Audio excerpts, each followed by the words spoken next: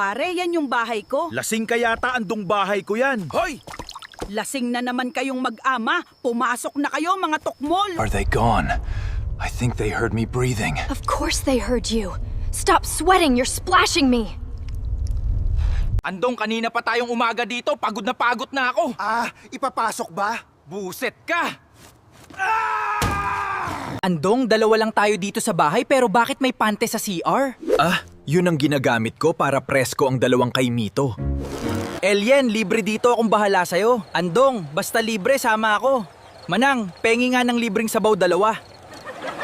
Andong hold up to akin na pera mo. Hindi ko na alam ang itsura ng pera mula nang nagkaasawa ako. Andong, bagsak ka na naman sa mat. Halimbawa, may 5 kang mansanas, kinuha ko ang isa. Ano nang meron ka? Sama ng loob. Kinuha mo mansanas ko. Ang yabang mo, isang buwan ng gulay ang ulam natin. Noong nakaraang buwan pa yan, French fries ang ngipin ko.